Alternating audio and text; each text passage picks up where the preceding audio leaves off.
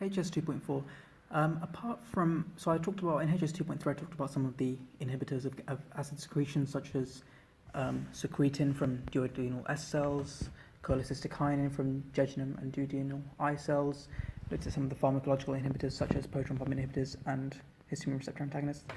We can also have a vagotomy. If you have an acid-related disease, then you need treatment. Treatment can either be in the form of drugs that we've mentioned, or the surgery is the vagotomy, which used to be done. And the vagus releases, the vagotomy stops acetylcholine release, acetylcholine secretion. So if you've got less acetylcholine, you're going to get less acid secretion. However, acetylcholine is also involved in gut motility, so the side effects are going to be to do with less motility, such as less peristalsis and worse gastric emptying. So we looked at some of the phases within, the steps within gastric acid, the gastric phase of acid secretion, such as corpus distension, then antrum distension, leading to a change in lumen environment, and then finally a change in duodenum environment. But the gastric phase of acid secretion is one of four. The phase of gastric acid secretion. There's the basal phase, the cephalic phase, the gastric phase, and then finally the intestinal phase. Now the basal phase, what this is it's the amount of acid that's secreted usually, normally, right? And this is a direct result of the number of parietal cells shown here. And this is in a circadian rhythm, where there's more at night. Parietal cells produce acid at a base rate. This is the basal phase. Then, the smell, sight, and thought of food results in vagal stimulation, releasing acetylcholine, even before the food enters the stomach. And this is the cephalic phase. And this makes up 30% of the acid secretion. Then, the distension caused by the food is the gastric phase, as we mentioned the various steps. So it enters the corpus, then the antrum luminal environment changes, then enters the duodenum. And this makes up 50 to 60% of the acid secretion. This is the gastric phase. Then, the digested amino acids in the small bowel stimulate duodenal G cells to release gastrin. So as I said, the products of protein digestion are very closely linked to G cell stimulation. And this is 5 to 10% of acid release. It's very, very small amount of acid release in the intestinal phase. It's very minor compared to the gastric phase, cephalic phase, and the basal phase. So what cells have we looked at so far? Well, we've looked at parietal cells that produce acid. We've looked at the ECL cells that produce histamine. We've looked at the G cells that produce gastrin, the D cells that produce somatostatin. And when we go further down, the big cells, if you recall, they're the chief cells. And chief cells produce pepsinogen.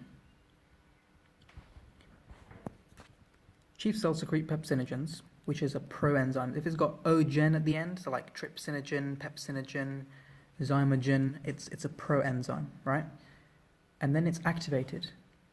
How is it activated? Well, it's activated by low pH, and it's auto-activated by pepsin. When pepsinogen is activated, it converts into pepsin, which is auto-activates it, and pepsin is for protein digestion. So let's think, right? If you stimulate the chief cells to release pepsinogen, and it turns into pepsin and causes protein digestion.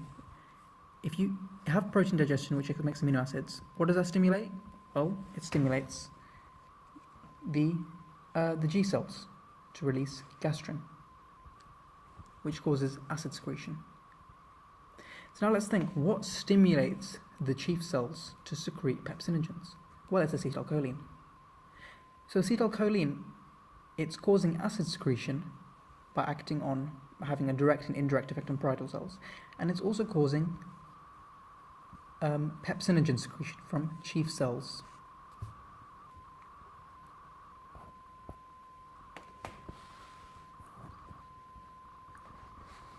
So we've looked at, the chief cells, what's next? Well, mucus cells. Remember, mucus cells are higher up, they're in the neck cells of the gastric glands.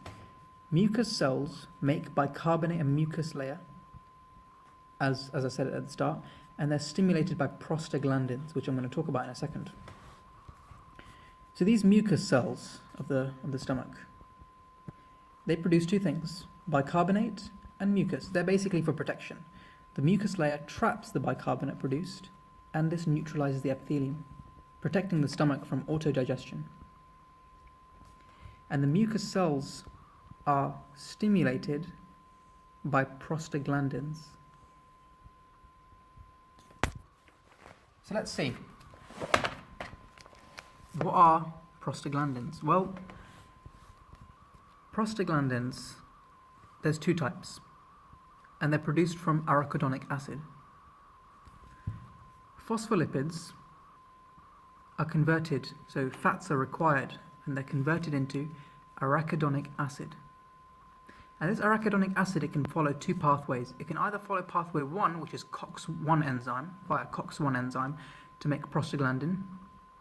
And this is always present, so COX-1 is constitutively active, and it's always present, prostaglandin. This is the good prostaglandin. COX-1 is good. It stimulates the gastric mucus cells to make bicarbonate and mucus for protection. However, if it goes down pathway number 2, the COX-2 pathway, then this also makes prostaglandin, but this prostaglandin is associated with pathology. It causes inflammation. So, you can stop inflammation in two ways, essentially, if you think about it. You can use NSAIDs, which are, well, let's first look at steroids. You can use steroids to stop inflammation. What do steroids do? Well, they stop the COX-2 pathway. They inhibit COX-2 prostaglandin being made to stop inflammation. But you can also use non-steroidal anti-inflammatory drugs. And what do these do? Well, these are worse than steroids, because not only do they inhibit COX-2, the prostaglandin that causes inflammation, but they also inhibit COX-1 enzyme. And therefore, if you have NSAIDs, you'll stop the inflammation, but a side effect will be gastric mucosa damage due to a lack of prostaglandin 1.